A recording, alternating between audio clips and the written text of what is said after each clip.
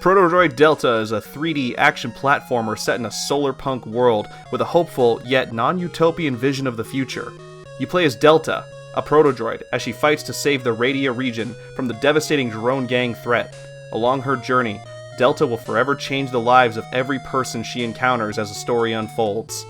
Folks, it's your boy Grenademanblitz, and I am very happy to present today a special sit-down interview with the creator of the upcoming Protodroid Delta game, Mr. AdamKareem. Did I say that last name right? Yeah, dude, that's me. That's me, dude. Say what's up, Adam. What's up, man? Adam, it's super cool to have you here, man. I think I told you, the last time I got to interview someone working in the game industry was like 4 years ago. So I'm honored and humbled to have you join me today, man. Yeah, dude. Thanks, man. I'm excited. I'm just a regular guy who works a job, who has kids. You know what I'm saying? You've got a passion for something, man. You're moving forward with it. It's like Gurren logging. You got your drill and you're turning it, you know? Thanks, dude. Yeah, man. I mean, like, for me, like, I don't know. I just kind of have this, like, OCD kind of habit where it's like once I start a thing, like, I need to kind of see it to some sort of fruition. You know what I'm saying? Like, it has to come to something, like a finished product or something to put in my hands, with his hands. And then until I reach that point, I'm kind of like obsessing over it. You know what I'm saying? Maybe too much, but yeah, maybe I'm nuts. I think I'm nuts. Well, you know, you got to be a little bit crazy to do anything good. You know what I mean? Yes. So, for those uninformed and those who don't follow me or follow Adam, I'm just going to give you a brief rundown. Adam here is working on a game, like I said in the intro, called Protodroid Delta. It's I would describe it as a 3D run-and-gun hack-and-slash Megaman inspired platformer. Is that about right? Yeah, I mean, in a nutshell, it's Megaman X in 3D. That's like, and now that I've seen Megaman Zero, because I never played Megaman Zero growing up, I dropped off after X.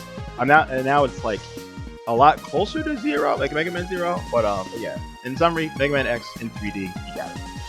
Exactly.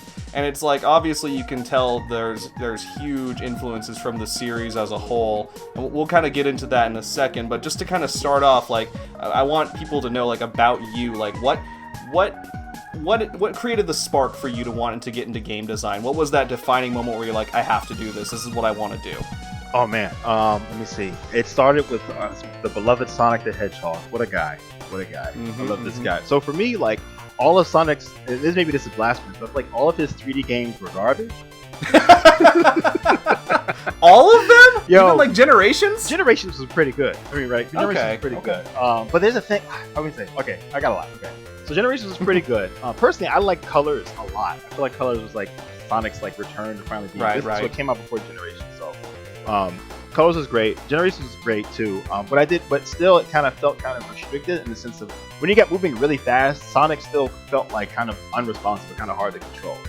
The level design's a lot of fun, and like a lot of times in Sonic games currently, especially like Sonic Forces, the most fun comes when they take control away from the player, and you're just kind of like running through like rails or like automated sections. And I'm like, that's not really fun. So I was always kind of had this desire of like, you know, it shouldn't be that hard to make like a Sonic in 3D that controls well at low speeds and at high speeds. You know what I'm saying? So let me just experiment with some ways to do that. But you know, all these things were kind of like beyond reach for me because I didn't know how to program per se, like in any gaming language, like coding language, like C++ or C#. But then at work one day, I saw this friend of mine who was like making he was like talking about making games. Like, oh, how do you make games? And he was like, oh, I just use there's like game engines, and you can just use those to like make games. I was like, what? Humans can do this? Regular people can make games? Like, I was freaking out, man, because I was like, before I didn't know. I thought, you know, companies just built stuff from the ground up and kind of had to have it.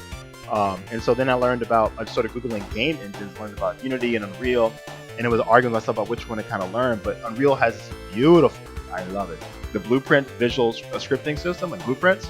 Oh my god, you can make games without actually writing down a single line of code. And really? So, yeah, man, because it's just a bunch of like elements you just drag and drop. So it's like if you want like a for loop, you just drag and drop it. You want like an if statement, like a branching loop or branching section, you just drag and drop it. And it's like really intuitive. So, and there's a lot of stuff online about how to learn. Like, shout out to my man Matthew Watstein. He runs like a YouTube channel, and it's like the Wikipedia of like Unreal blueprints, and it's so cool. I've learned like 85% of what I know just from that guy's channel. And that's what got it started, because I was like, let me see if I can make a Sonic game that controls in 3D a lot better than the other Sonic games. And pretty, maybe somewhat some hubris in there. Yeah. Maybe kind of a ridiculous claim that one dude could figure this out. But I was like, what? I was like, why not? Shoot, what else am I gonna do, man? I live in Michigan now. Ain't nothing to do over here. I'm chilling. Sonic team? Nah, fuck it. It's Adam time. Sonic team, yeah. And so that coupled with me learning about Sage with the Sonic Amateur Game Expo, I was like, oh, there's a big event where everyone just sort of submits their fan games and they get to try them out. So that became like the goal. Like, let me make a good game for Sage, you know what I'm saying, and see how well it does. And so in the course of like learning how to code in Unreal and learning game development in general, like as the Sonic Explorers game kind of wound down and I lost interest in it, I then was like, well, let's another character. Now that I'm kind of decent at game making, I've made a game.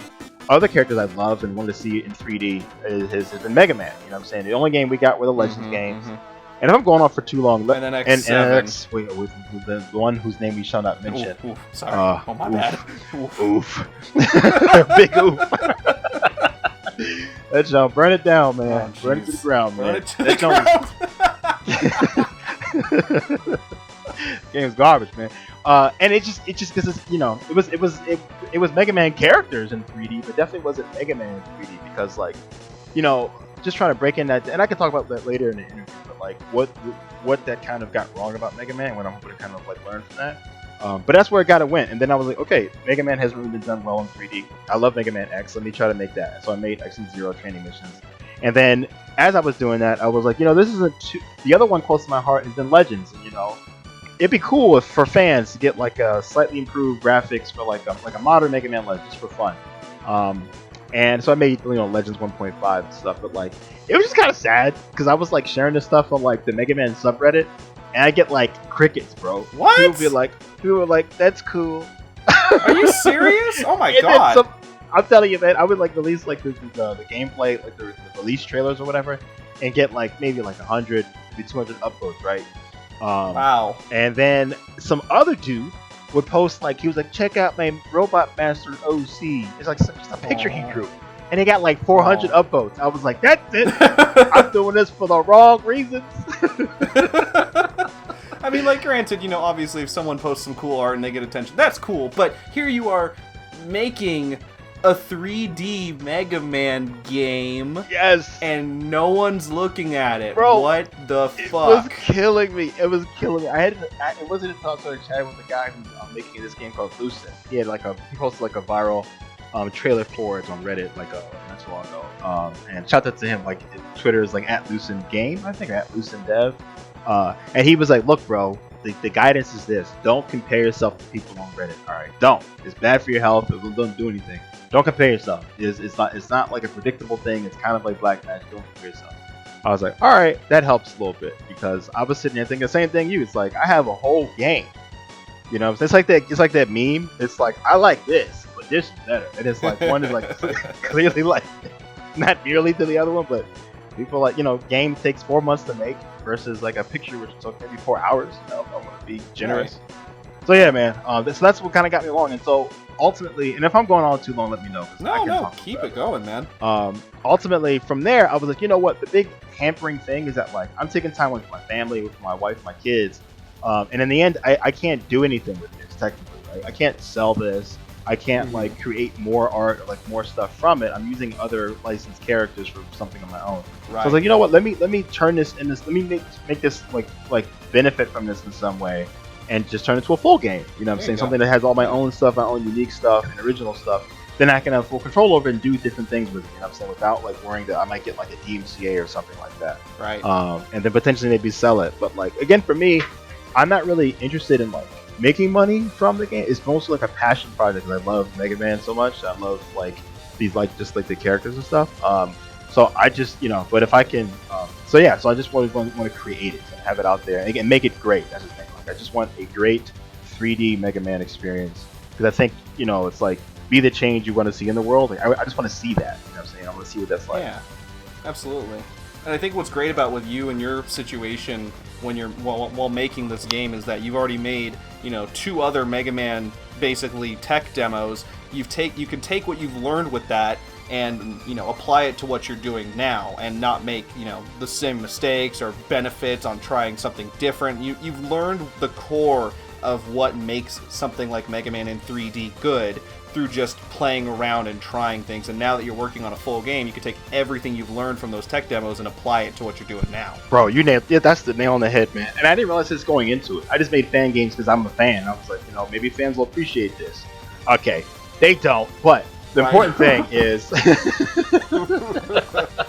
the important thing is that, like, exactly that. It's like I can make mistakes on those games and then learn from it and put it into my own game. But more importantly, it's like they were like making fan games is really good because it's really hard to get people to want to play your stuff and care about your stuff. But if you're using characters they know and love, it's the amount that becomes like a hook. They're like, oh, cool, let me just check this out. So, like, for example, like the Sonic Explorers fan game has like 4,000 views on like Game Jolt and like I think 1,000 or so, maybe 2 like plays, like downloads, right? Mm-hmm. Like, if I just had like some, I don't know, Red the Panda character, that doesn't happen. You know what I'm saying? Right. Exactly. How I know this? Because I made a 4th game that's on Game Jolt called Tough Stuff. Right. It's like an original game with original characters. It's Ape Escape inspired. Mm-hmm. That game has like a 10th the amount of like traffic and attention as the other ones. Because people don't, it was like, who the F are these people? Right. I don't know. The stuffed animals are cute, but I don't get this. But like Mega Man Legends, I know that guy. Let me check this out. Yep. Mega Man X and Zero, I know them. And so from them, you get like people getting their hands in your game. I can watch their playthroughs. I can learn from how they play it, and then like learn, okay, these are things I need to like incorporate in my own stuff so I can improve it. Like the jump feels kind of floating X and Zero. For example, X and Zero originally was not going to allow for free aiming in every axis, because I was like, well, one of the key things about Mega Man X is that he can only ever shoot straight. Right. And so I kind of felt like that, that would be closer to like the intent of it. But when people started playing it, and I saw like on John Fox's YouTube video, he played it, was like, this doesn't feel great. The fact that I can't aim up. And I was like, huh. And the other people were like, yeah, why can't I aim up? And it's like, I kind of picked up these things where it's like, intuitively people think, if I'm in a 3D space, I should have 3D option. You know what I'm saying? If I'm in a 2D plane, it makes sense that I can be constrained just to 2 dimensions. But if you then try to take the constraints of one plane and impose them on another, it's just counterintuitive for players. They don't like it. And so even though it may be more like true to source and more like canonical, like Mega Man could never shoot up, you know what I'm saying? It's not fun. And then in the end, I'm not dying on that hill. Forget that garbage. I'm not going to be like, no one played it because you couldn't shoot up. Like, nah, heck no. It's like, I'll tell you, when I was playing it actually last night, I did not use the lock-on feature that much. I was actually doing I was doing most of my shooting from behind the back with the third-person aiming style, and I was having so much fun. I was like, yeah, I'm X, I'm booping and blasting, and no one can stop me. Just like sequelitis, man. Jumping and shoot. Jumping and shoot. Jumping and shoot. Lemons. Yeah. Riding on cars. I tried to dash it. Lines. I tried to dash in the air as Zero and it didn't work, and I died and it broke my heart. Not gonna lie. Yeah, dude. So, but yeah, that's really good point too. So it's like with the controls, I'm trying to translate that into Protodroid. It's like I want players to feel like they have options, because having lock on and having free aim are deliberate. Because so for lock on, because Mega Man is ultimately very accessible. Like you don't need to have very like the basic controls are very easy. It's only like jump and shoot. Exactly, you can jump and shoot, and so even people who aren't like gamers per se can play a Mega Man game because like the controls are intuitive. So but once you move into 3D and now shooting is not just in one direction but like in every direction, it's like you need a way for players to still be able to effortlessly platform while take down enemies. And the way to do that is to lock on. That way, I don't have to actually aim while I'm doing stuff. The game takes care of that for me. I can still focus on platforming and shooting at the right time. However, some people don't want to be constrained by that. Some players really want to be able to experience what would it be like if it was X in 3D and I can shoot like a 3D, 3D shooter, like a 3D action game.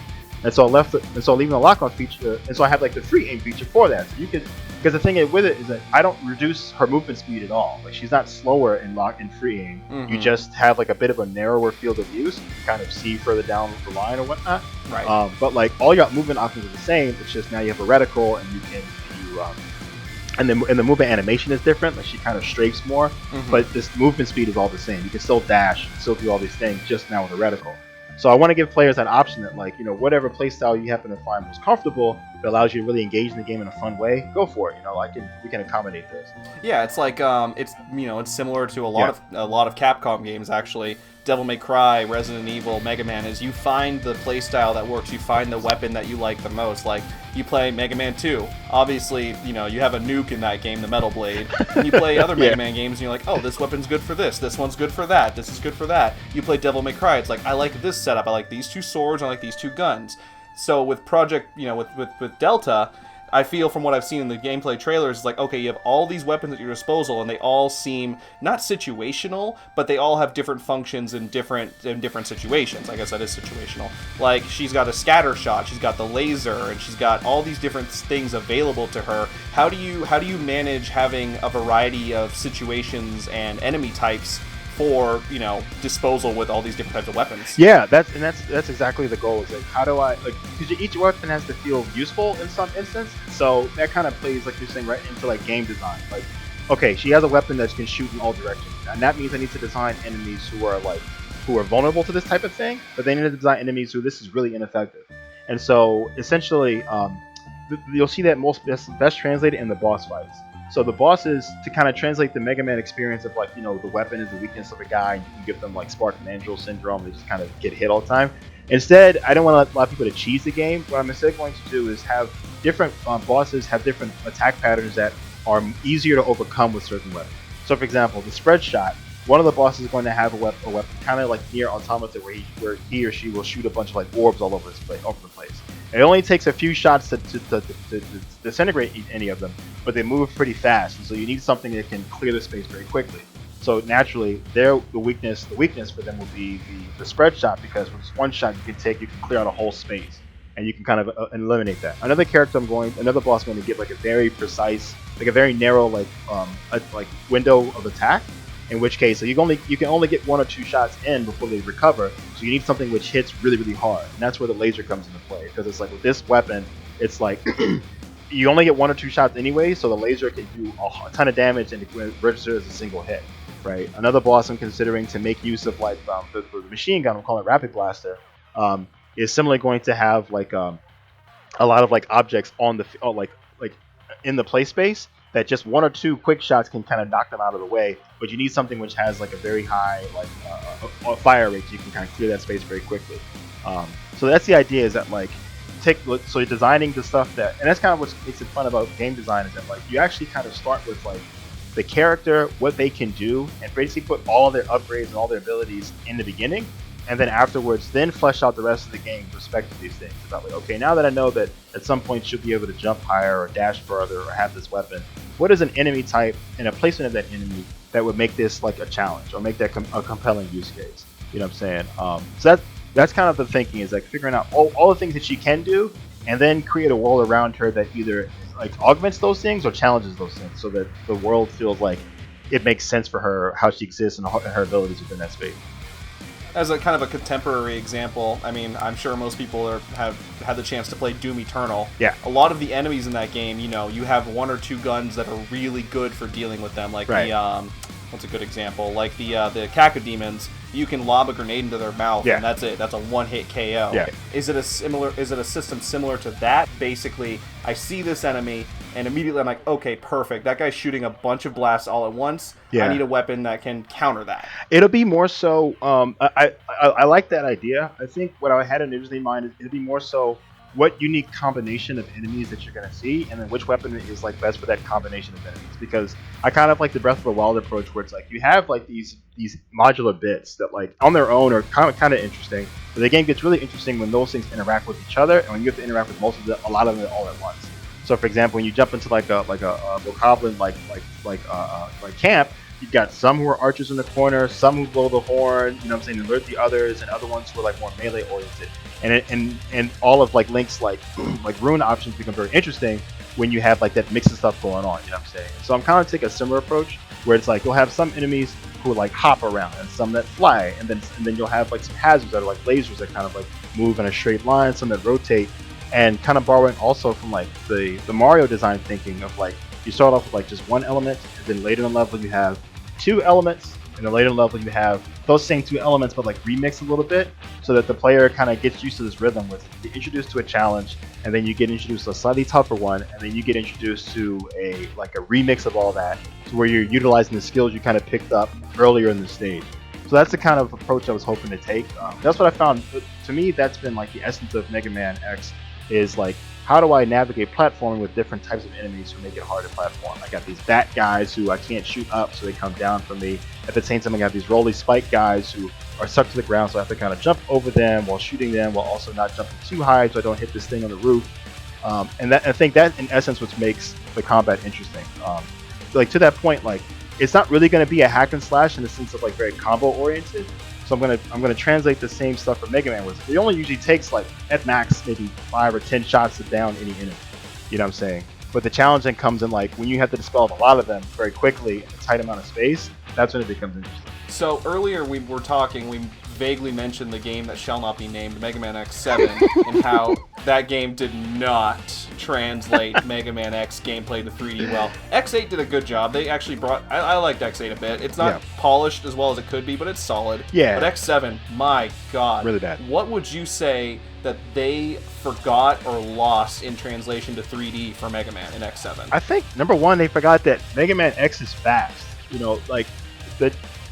It's a fast game, you know what I'm saying? It's to the point where after X, in X2 and X3, you just start off with the dash, you know what I'm saying? It's like, and a lot of the hazards and a lot of like the platforming is only accessible if you know how to dash jump, you know what I'm saying? Once you know how to dash jump really well. So X7 moves really, really slowly. And I guess you can make that conclusion where if you look at X's like run animation and his run speed, he doesn't move that fast, you know what I'm saying, when he's running. But very few people just run normally throughout the game. You're mostly dashing and jumping or dashing and shooting and stuff. That's one of the big things, is that they made it such that like you lost the speed, which made the game fun. The other thing too is that there wasn't really clever or like meaningful like enemy placement, in the sense of like you could very easily, not even dashing that fast, just like run past most of the enemies. You know what I'm saying? And in all the X games, while you could kind of do that, unless you became a speed runner or really memorized the layout of the map, if you just kind of try to just jump and dash away from people, you might run into an enemy because you couldn't see them based on like the limited kind of like field of view, or you might jump into a spike pit or something. So it kind of encouraged you to either get familiar with the layout of the stage, or to be a little more thoughtful about how much running and gunning. The other thing too is that they didn't really design the enemies' attack patterns to be compelling. Whereas like in X, it's like you can try to run from some enemies, but if you don't deal with them, they'll catch up with you. So either they'll shoot, or they'll just get in the way of an upcoming jump, which then knocks you back, which knocks you to other enemies. This is most easily identifiable like on like the Sigma stage in like X1, where it's like the Sigma stages later on. It's like you got this tight space. You've got like a ton of things. You got like the ostrich with the blade on his head. You've got like guys in like the mech armors. You've got bats, and they're all kind of coming at you in like a tight space. You know, and X7 kind of forgot all of that, and was just not fun. It was also the challenge of like the camera angle. It's like, if you're gonna make it 3D, why would you make it like a top-down kind of like almost like a strategy RPG kind of perspective, where it's like, I'm not really like... It plays like I forget which one. I think it's Contra 3. Yeah. One of the Contras where they do the top down, and it's like, this isn't fun. Yeah. This isn't Contra. Yeah, exactly. It's like one of the the thrills of Mega Man is platforming, and the platform, you need to be able to see how high something is, how far something is. You're like being able to see you jump from an angle that makes sense is important. And so X7 kind of missed all that. But I think, in a nutshell, it lost the speed of the game, and it lost like the compelling like enemy placement and design that kind of made the games fun to begin with. I think one of the other things with X7 that doesn't go well with the other X games, and I'll tie this into a question I have, is there's no real sense of discovery in X7. Right. With the early X games, when you find, an energy tank upgrade, when you find a heart piece or an item capsule, it feels like you actually went out of your way and discovered it. Right. I forget what level in X7 it is, but there's a level where you can literally just happen to go down the wrong path and, oh look, there's a light upgrade. Exactly. I don't know why it's here. It doesn't feel hidden. It just feels like they were going to move it to another room and kind of forgot about it. Whereas in X4, there's a waterfall in Web Spider's level, right, that if you just kind of happen to go into it, you realize there's a room back here. Oh my god, there's a light capsule. Yeah. Yeah. So my question to you is that, and someone on Twitter asked this about if there's going to be armor upgrades. How do you what's your design philosophy for implementing a sense of discovery into your game? Absolutely, yeah. So absolutely, there has to be hidden upgrades, because that for me that was the biggest thrill of Megaman X, is like finding the light armor, getting the upgrades, and then feeling more powerful and stuff. But like just like discovering them, and that sense of discovery, like, oh man, there's a light upgrade here, you know. And so for Delta, there's going to be at least 4 of those. There may be more for the armor, and then she also has 4 blade upgrades, which you can learn from her teacher and friend, Android. Well, so people learn more about her later in the story. Later, I guess, as the game progresses. But yeah, the idea is that like I need to place them in the level in a way that rewards the player for discovering and exploring the level. So the idea I had was that each level will essentially be divided into like 3 tracks, and those tracks, if you can imagine like a highway, interweave. You know what I'm saying? So at some point you can jump onto another track or like another section, and they'll kind of like lop over each other. But it'll encourage the player to really explore the different like lanes, you can kind of speak of it, that define each level. And so in that way it becomes more fun, because it's like you've got many different paths you can go to. The reason I was going that approach and not making this a purely 3D open world, so to speak, is that I've learned from going the Ratchet and Clank series and others that when you do have like a 3D action platformer like this, they do it for a reason. Like the world is explorable, but it's not infinitely so. It's not like you can go in any direction. There is a bit of a general like track that you can go along, and along that track there are things that are hidden. Some of the other examples like Crash Bandicoot, where it's like it technically is a 2D game. Technically, you know what I'm saying? You're just running straight. You know what I'm saying? You can move left and right, but within that space, they manage to lock away like hidden secrets and upgrades and secret paths. And so it becomes exciting to figure out, okay, which of these paths should I take? And so even the excitement of like, okay, there's a fork in the road. Which direction do I go in, and what waits me down there? So that's going to be the design thinking with the level design here, is like and maximizing, like making good use of like forks in the road, making good uses of vantage points on certain parts of the level. You can see other parts of the level, say, oh look, I can see way off in the distance that along that path there seems to be something interesting. But that's the approach so far. Nice. And I think another thing with Mega Man X, and we touched on this earlier, is a sense of speed and movement. Right. You know, in the 2D Mega Man games, like you said, it's not you don't run. You never run. You have a dash. You're using it the whole time, especially if you're playing Zero and you've got the spinny move. You just kind of buzzsawing through everything. With Delta though, what kind of movement options should players expect to have? And maybe if you feel like divulging into later game stuff, what kind of move should they expect to get later down the road? Is there a sense of speed right away? How's that going to work? So I don't want to spoil it too much, but she's very much not a combat bot in the beginning. She has self-defense capabilities, but just for the sake, and there's my artist friend and I are working on like a mini manga, like a mini comic that's going to kind of explore. It's called Year Zero, and it basically talks a lot. It covers some of the space about Delta's first year in existence and like the challenges she kind of faces. But in it, you'll see that like she has combat abilities, but like I would just say even her plasma blade is not that strong. I'm not gonna say why exactly not, but you'll kind of see. So she starts off not that. And another thing she doesn't have, she won't have the dash to start off, because it doesn't make sense for someone who's not really like a combat droid to have these enhanced combat abilities. She's capable, but not that great. And so yeah, you start off kind of the movement speed is the same, the jump and height is the same, but you won't be able to dash, and the blade is not that strong in the very beginning. But then some of the upgrades you can expect are at least a base damage increase for the plasma blade, and then as I mentioned, like there'll be 4 blade techniques, similar to like when Zero would defeat the enemy, and you would get different like attack patterns or attack moves with his Z Saber. She has a similar thing, but instead of defeating enemies to get them, you have to find the close combat expert android, which kind of makes sense. Like she would know advanced blade techniques because she has 2 blades and she specializes in this type of combat. And then when it comes to movement, the dash and other upgrades, the way I was going to weave it into the story is that so Delta fights a lot of these drones, which are remote piloted by like gangs around the world, right?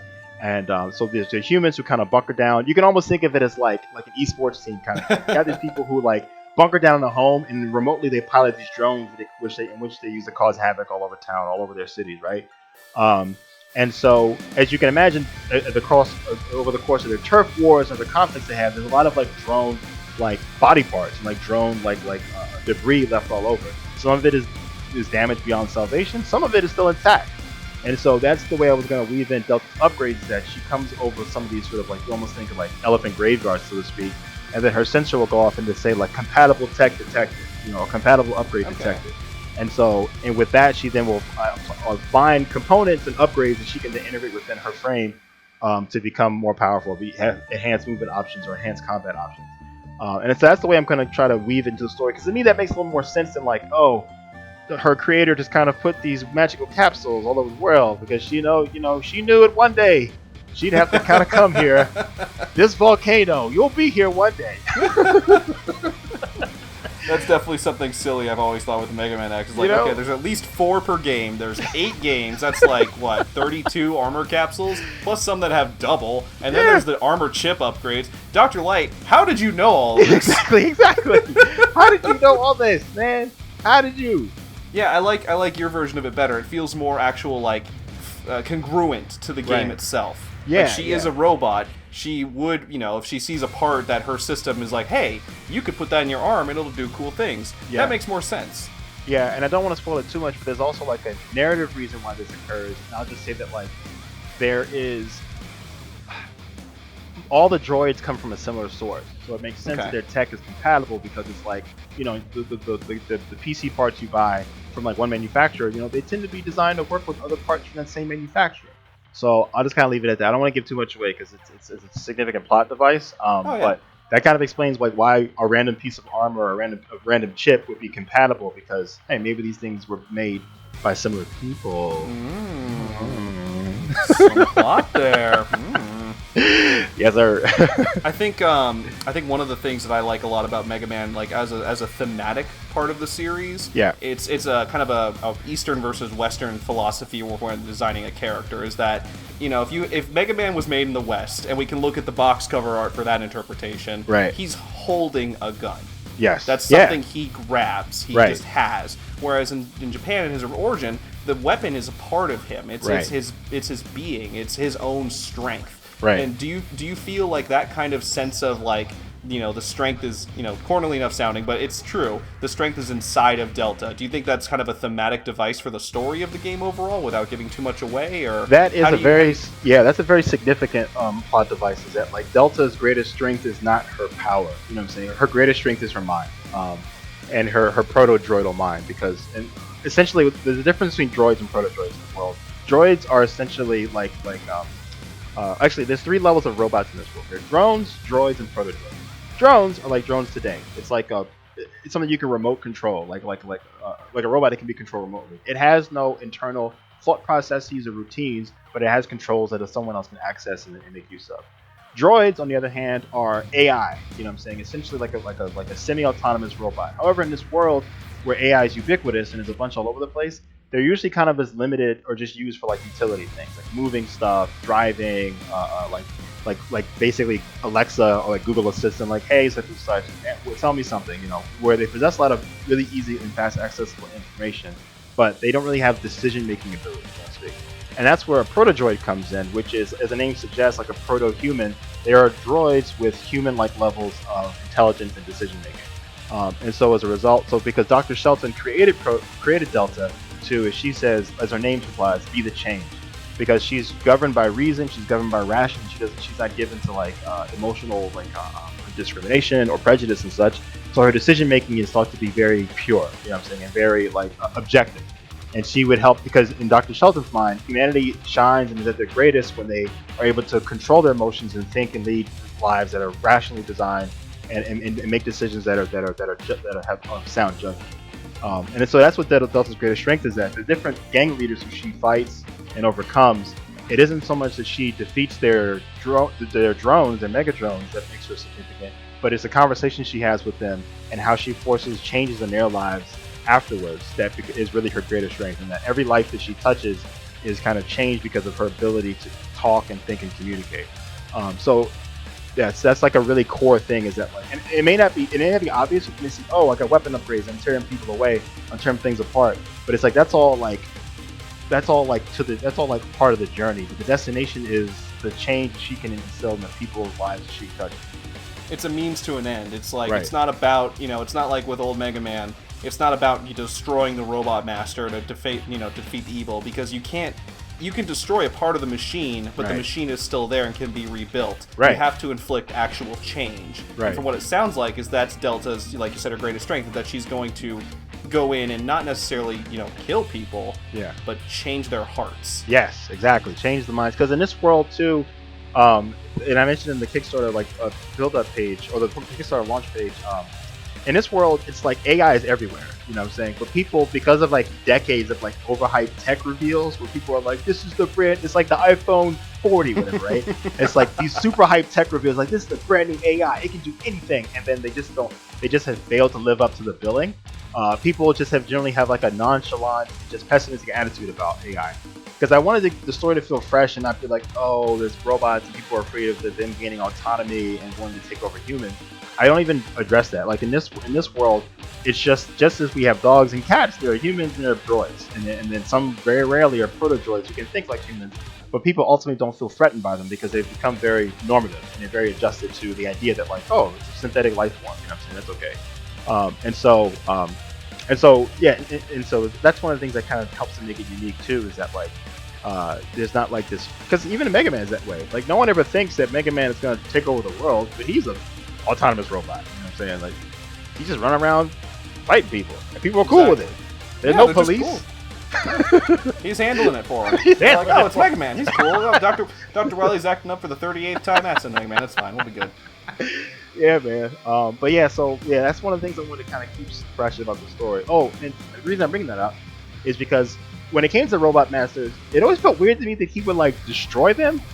You know what I'm saying? Because technically they're like his brothers and sisters. You know what I'm saying? Technically, like Dr. Light made them. They were reconverted to be bad, and the answer is to kill them, to rebuild them. I was like, it might make more sense if like, I always thought it would be interesting if you explored the aftermath of their combat. Mm-hmm. You know what I'm saying? It's like to interject real quick, it's like with Mega Man 9, is that you don't actually kill the Robot Masters. You end up at the end of the game finding out that you find them and build them back to being good again.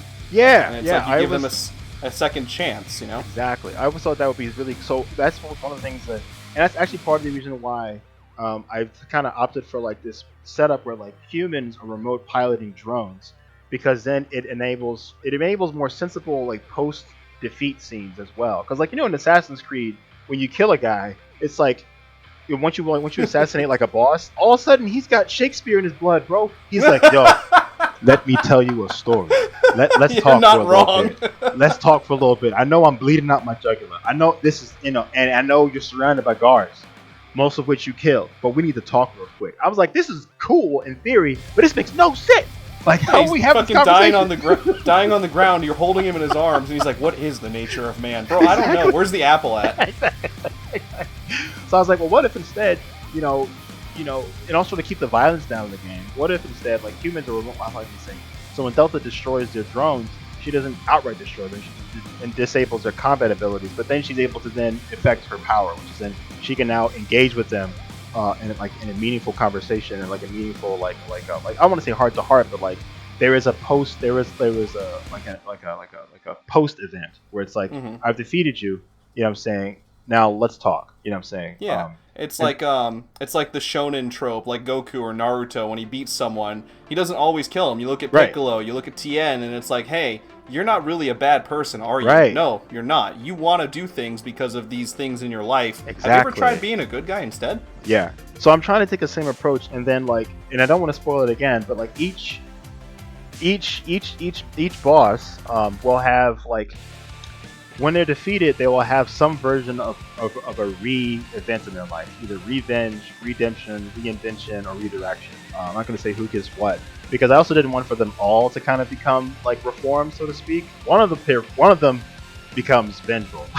Ooh, you know what I'm saying? Fun. One of them, their reaction is revenge. Because I'm kind of trying to set the game up for potential sequels as well, where it's like, absolutely. One of them wants to seek revenge for what has been done to them. They don't care for what Delta has to say, so to speak, because she took from them something very precious. You know what I'm saying? Which was their. I don't want to explain too much, but like she took from them something very precious, and so they want revenge. And so I wanted really to explore these different themes because there's so much more from a narrative standpoint and like character development you can do when people don't die. Yep, exactly. Yeah, dude. So I get a very what's the word? I wouldn't say hopeful. I guess kind of a listless vibe from, you know, the way you said that humans interact with technology. It's like, oh, iPhone 40, it's got a quantum computer, great, it'll be dead in a year. It's kind of got this vibe of technology's there, whatever. Yeah. But it's also juxtaposed by your chosen setting of Solarpunk, which is this radiant, beautiful, almost utopian style of theming. What? Two questions. What made you decide to go with that route of aesthetic? And B, how do you feel? I don't know how to put this. Basically, with the two schools of thought of, you know, a sort of the perspective of Solarpunk being like it is, and the people interacting with technology the way they are. What I guess benefit? What kind of toys do you have to play with that kind of scenario? You know what I mean? Right. I see what you're saying. So why is Solarpunk? Primarily because it's beautiful. Like it's when I saw some pictures of it, you know what I'm saying, it's also not just Solarpunk. It's also another term for this aesthetic called like Afrofuturism, which you kind of saw a little bit of in like the Black Panther. Oh yeah. Where it's like this idea of a society that's like very high tech, and yet it's still sort of, it doesn't become kind of sterile. It doesn't become like it still has very human elements and very like human cultural elements like just intertwined with it. And because it's just beautiful, man, to be able to see like an amazing sci-fi building that has trees like seemingly growing out of it, to see people who are in a sci-fi setting, but like they're wearing like long garbs and colorful clothing and like very, very like cultural, you know what I'm saying? It's like, because it was beautiful to me, one, and then two, every other sci-fi setting, at least Western sci-fi setting, is very kind of cookie cutter. It's like rigid kind of straight line buildings, and they all look super clean. Or they go with the cyberpunk, and it's like all drab, and it's a dystopian. And it's like, but it's all the same stuff. You know what I'm saying? And so it's like, well, I could basically try to recreate the Megaman X futuristic with just like generic futuristic buildings. Here you go. It's just some future. But it's like it doesn't have uniqueness to it. It doesn't have life. You know what I'm saying? Whereas with the Solarpunk, when you take that future, but then like force it to be blended and like almost like perfectly integrated with nature, where you have a society which is like, you know, who has learned how to make use of their renewable like resources, and then their culture and their lifestyle kind of reflects that. Like, where else can we put living things in our life and not separate our architecture from our environment so much? Right. It was just beautiful, man, and it just seemed like a very fresh place to take players and to take a story. How the second question, like how to reconcile like with the tech. It's more so that people don't care. I would say people become very tech positive, tech normative. Okay. Where it's like, just as like, for example, now we have iPhones. We have phones in our pocket with more computing power than like the computers that send people to the moon. And I imagine if you sent like an iPhone to the past, people would freak out. Like, what can this do? What power can this thing have? How will it change people's minds? But now it's like we do nothing. We sleep on our phones. You know, they're just part of our bodies. They're part of our everyday experience. And so I wanted to create a society in a world that saw that natural progression to its extreme, where it's like all forms of technology are just normative. You know what I'm saying? It's like, of course there's AI. I mean, people have been working on it for 100 years. They better figure it out. You know what I'm saying? Right. You know what I'm saying? And of course it doesn't have like subroutines about wanting to kill us. It's like they were designed by people, and so like they possess similar mentalities or safeguards as people. You know, like it's just become very tech positive and tech normative. You know what I'm saying? Where it's like, and I think that complements the Solarpunk vibe, where it's like, how can we find ways to integrate our technology with our environment? It's the same mantra, same mentality. How do I integrate technology in my personal life? You know, the buildings look a certain way, the cars we drive, things we engage look a certain way. But that shouldn't stop when it comes to like my everyday thinking and my everyday life. That makes sense. Yeah, I think it's interesting as far as like, you know, like you mentioned with the way a lot of Western sci-fi has gone, is like we had Blade Runner and then everything else has kind of copied that aesthetic. Yeah, or, exactly. You know, to a broad sense. Yeah. But with something like Solarpunk, it's like there's nature right there built into it. But there's also this crazy advanced technology to the point where they're creating life in these AIs. Yeah. And to have a society that, you know, unlike Megaman X, where it's like, oh, the Maverick virus happens, and now I don't know if Reploids are good or not. To have a society where they kind of like, where they accept it's like, yeah, they're good.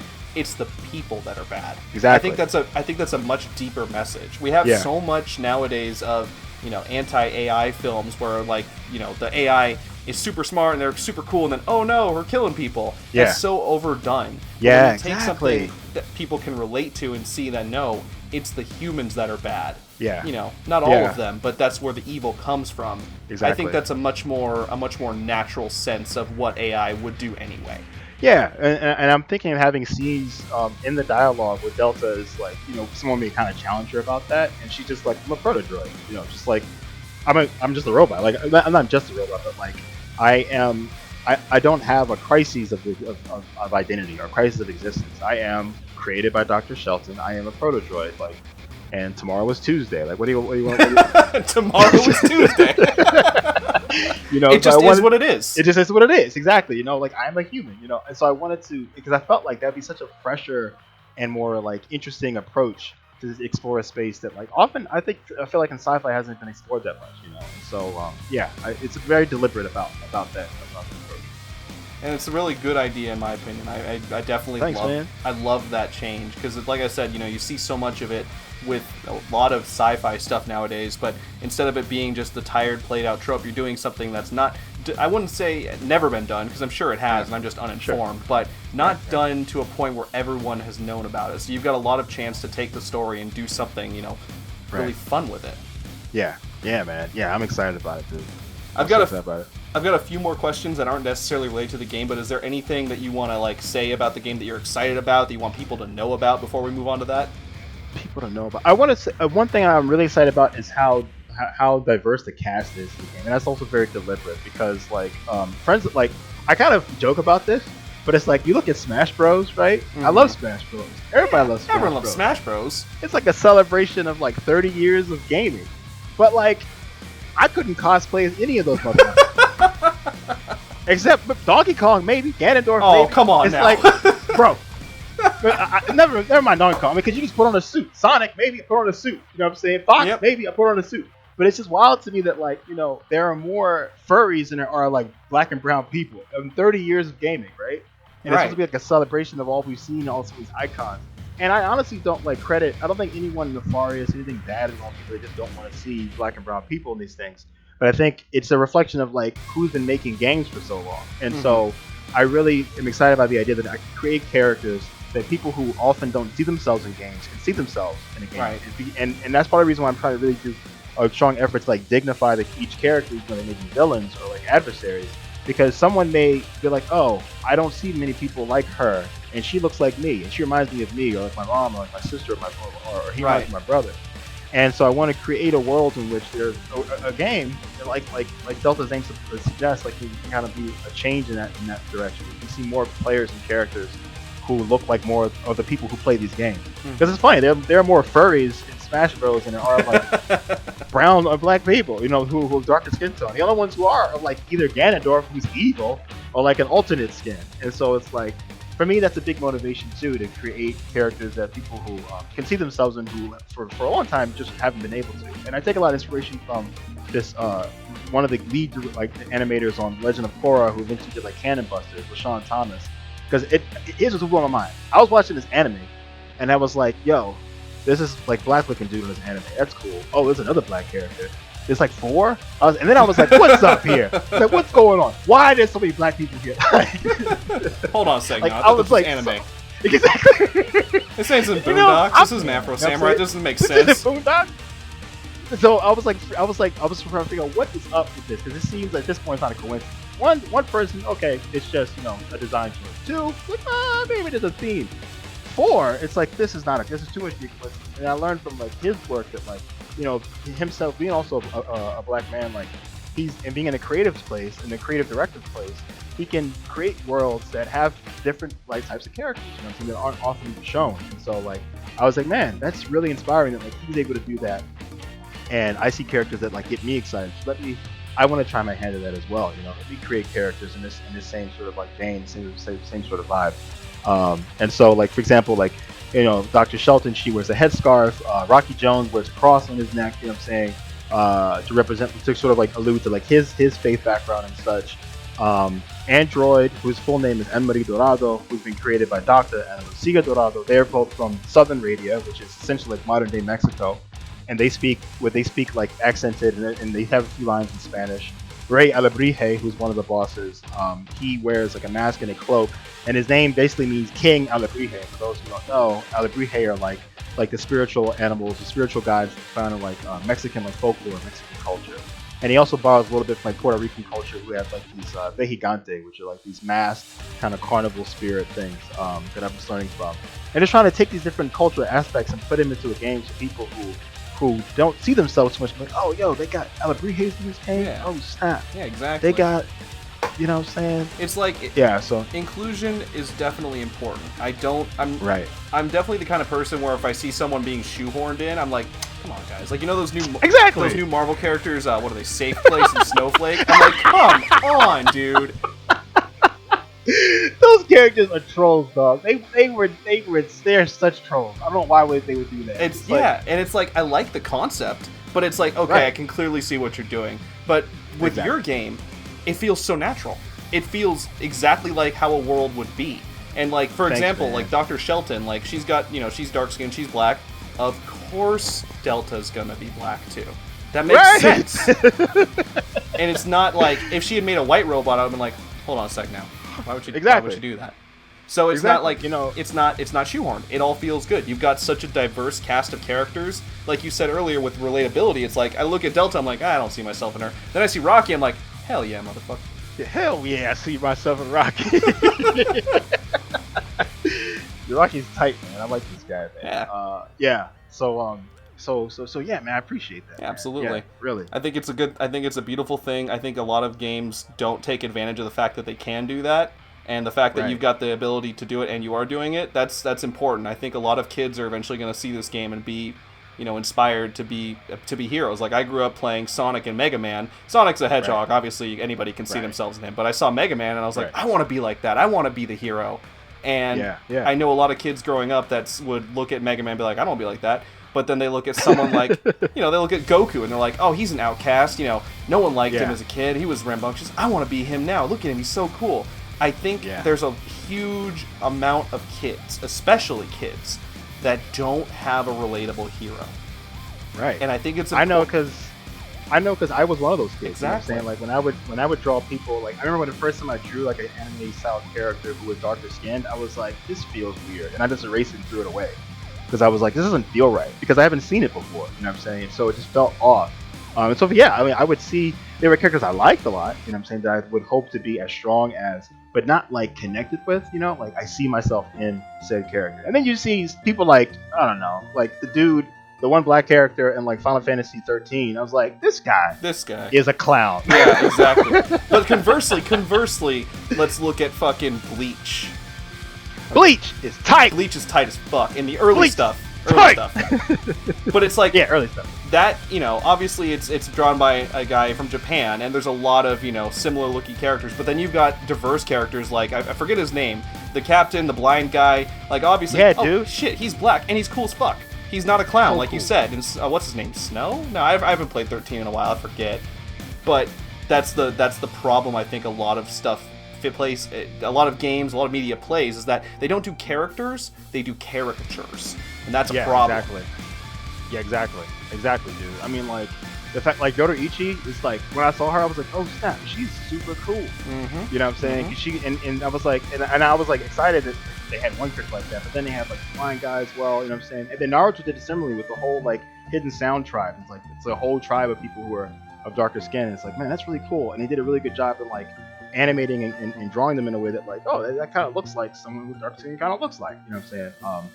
And so yeah, it was just really, but to case in point, they're so rare, dog. Those are like the only two. You know what I'm saying? So just trying to do a little bit. And the thing that made it fun too was like, with each of these characters, I try to do them justice by like consulting with people either from that kind of culture, you know what I'm saying, or who have that background, and be like, hey, this is what I have in mind for this character, but I need you to tell me, is that cool? Exactly. Like, do they come off as a cool character, someone that you feel like, oh yeah, that I would, if I were to design a character, like for example, Evelyn Evie Wang, for example, she's of Chinese descent, you know what I'm saying, she's from Western Arabia, like the west coast of Arabia, you know what I'm saying. and she's of Chinese descent. And so I had an idea for what would make her cool, but I was like, well, I have a lot of coworkers who are from China or Chinese descent themselves. Let me just ask a couple of them, like, hey, this is what I have in mind for this character. Like, but I need you to let me know, is this on the nose? Does this feel kind of like shoehorned? Like, does this not feel like something you would see yourself in? And from those little conversations, it's like, oh yeah, like these are things that are culturally significant to us. So if you included that in the character, like people would identify with that. You know what I'm saying? And so like, that's kind of been my approach with for example, like Ray Alabrije and like his design and the idea of like incorporating these aspects of Mexican and other inspirations like Puerto Rican culture. I know they're two different countries, but like part of his backstory, I don't want to explain too much, but like it makes sense why he's influenced by both. I'll say, and just trying to check with people about like, hey, I really would like to I really want characters who can kind of embody these things a little bit better, but if I do it on my own, it's going to come out ridiculous. You gotta have that the broad sense of the world, and no one person has every view. You gotta, if you're gonna do someone from another culture, it's always wise to consult someone of that culture. Be like, hey, like you said, like, hey, is this too on the nose? And they're like, yeah, it's a little bit. Well, how can I tone it down? Bring it like this. Oh shit! Not only did I learn something, but now I can improve this character. Exactly, dude. I'm telling you, man. So it's been a fun ride. I mean, that's been like the really, really cool part about it. Well, I've learned a lot, and I've always been excited ever since you showed me this, but I'm sure a lot of people are going to be excited now. Just a few kind of maybe not related questions, but sort of are. I always like to wind down. I've only done this one other time, but my my big question. Have you ever watched the Inside the Actor's Studio? How he has that series of questions at the end? I haven't. Okay, so what it is, it's basically what we're doing right now, but with actors, and he has a series of questions he asks at the end. I've only got one. What is and why is it your favorite game of all time? Oh my gosh. Yeah, it was coming. My favorite game of all time. I'm gonna have to say Final Fantasy X, dog. 10, really?